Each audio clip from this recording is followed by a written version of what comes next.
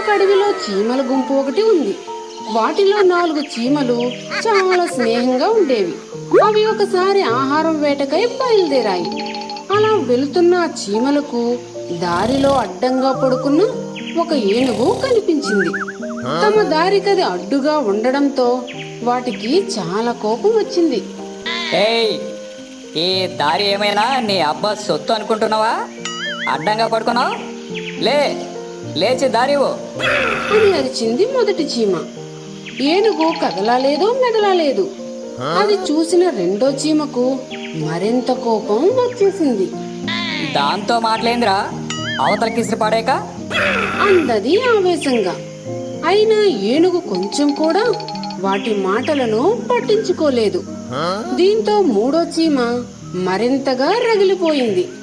రేయ్, మీరిద్దరూ పక్కకు తప్పుకుండ్రా.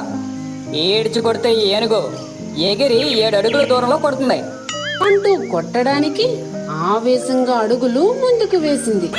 అంతలో నాలుగో చీమ, రేయ్ ఆగండ్రా, మనమేమో నలుగురం, అదేమో ఒకటి. నలుగురం కలిసి దాన్ని కొట్టడం ధర్మం కాదు. కాబట్టి ఒక్కసారికి దాన్ని మన్నించి వదిలేయండి అని చెప్పింది. ఆ మాటలకు మిగతా 3 కాస్త చల్లబడ్డాయి. సరే, పెద్దదానివి నీ మాట కాదనడం ఎందుకు? ఈ ఒక్కసారికి దీన్ని క్షమించి వదిలేస్తున్నాం. మళ్ళీ ఇది రిపీట్ అయిందో దబిడే అన్నాయవి. తరువాత 4 చీమలు ఏనుగు పక్క నుంచి చప్పుడు చేయకుండా నెమ్మదిగా వెళ్ళిపోయాయి. అప్పటి వరకు వాటి సంభాషణంతా కళ్ళు మూసుకుని విన్న ఆ ఏనుగు లేచి, what a funny ands, what a funny dialogues, నాకు నవ్వు ఆగడం లేదురా బాబోయ్ అంటూ పడి పడి నవ్వసాగింది. అడవికి ఆనుకుని ఉన్న ఒక గ్రామంలో ఓ ఇంటి ముందు ఒక కోడిపుంజ ఆహారం తింటూ అటు ఇటు తిరుగుతుంది. అటుగా వెళ్తున్న ఓ నక్కకు బలిష్టంగా ఉన్న ఆ కోడిని చూడగానే నోరూరింది.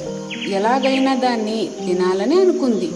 అబ్బా, చాలా రోజులుగా రుచికరమైన ఆహారం తినలేదే.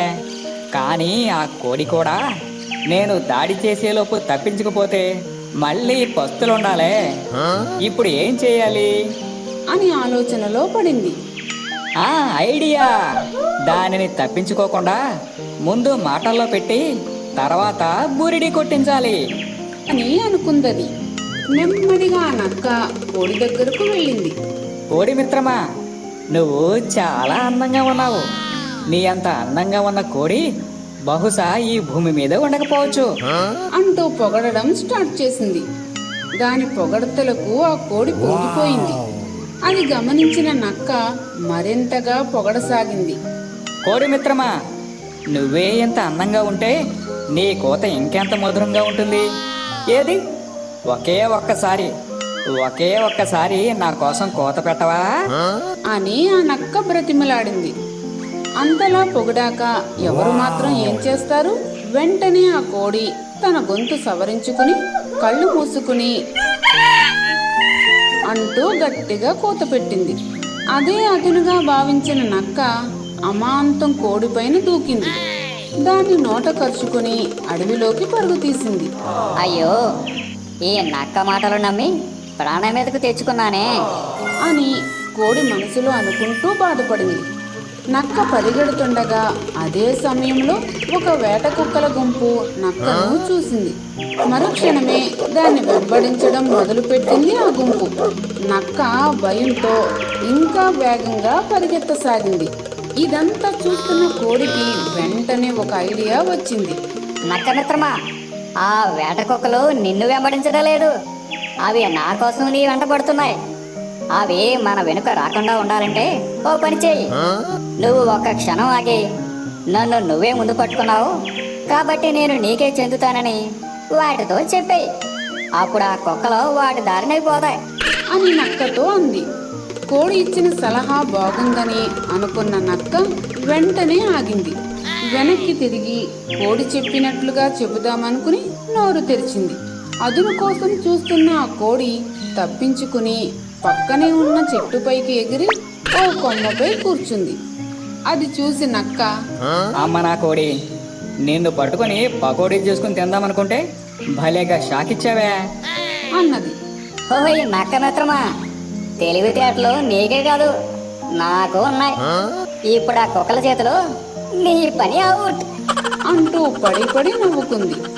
వేగంగా వేట కుక్కలు వచ్చి నక్క మీద దాడి చేశాయి. అతి కష్టం మీద అది తప్పించుకుని అడవిలోకి పారిపోయింది. వేట కుక్కలు వెళ్ళిపోయిన తరువాత ఆ కోడి చెట్టు దిగి ఆనందంగా నడుచుకుంటూ వెళ్ళిపోయింది. ఒక అడవిలో ఒక పెద్ద మర్రి చెట్టు ఉండేది. ఆ చెట్టు మీద రకరకాల పక్షులు గూళ్ళు కట్టుకుని సంతోషంగా ఉండేవి. ఆ చెట్టు వాటికి ఎండావాన చలి నుండి రక్షణ కల్పించేది.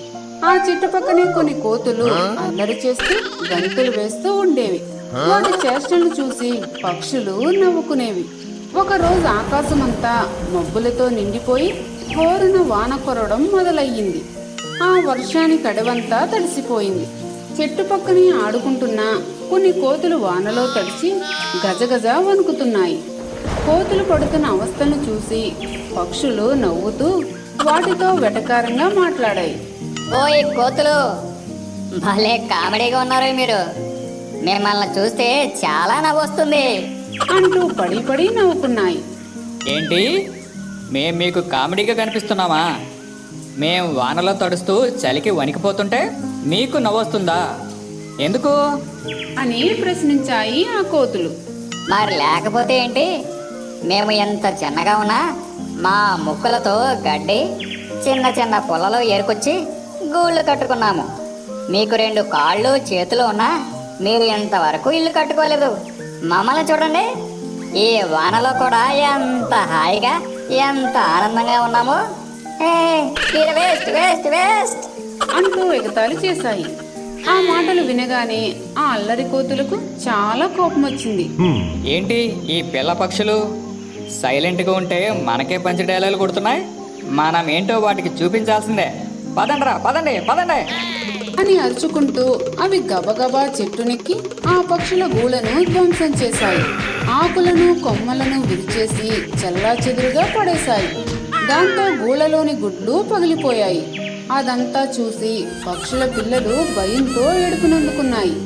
ఆ కోతులంతా నాశనం చేసి వెళ్తూ వెళ్తూ, ఇది మా పవర్ అంటే. ఇంకోసారి మాతో పెట్టుకుంటే మిమ్మల్ని చెట్టు మీద కాదు ఈ అడవిలోనే కనిపించకుండా చేస్తాం, జాగ్రత్త అని హెచ్చరించి అరుచుకుంటూ వెళ్ళిపోయాయి. కొమ్మలన్నీ విరిగి ధ్వంసమైన చెట్టు, చెల్లాచెదురైన గూళ్ళు, పగిలిపోయిన గుడ్లను చూసి పక్షులన్నీ కన్నీళ్లు పెట్టుకున్నాయి. అయ్యో, అనవసరంగా మూర్ఖపు కోతులతో పెట్టుకుని చాలా పెద్ద కష్టం కొని తెచ్చుకున్నామే అని పశ్చాత్తాపడ్డాయి. ఈ కథలో నీతేమిటంటే, మనకు సంబంధం లేని విషయాలలో అనవసరంగా తలదూర్చకపోవడమే ఉత్తమం. ఫ్రెండ్స్, ఈ వీడియో నచ్చినట్లయితే లైక్ చేయండి, షేర్ చేయండి. అలాగే మా ఛానల్ సబ్స్క్రైబ్ చేసుకుని మాకు సపోర్ట్ చేయండి.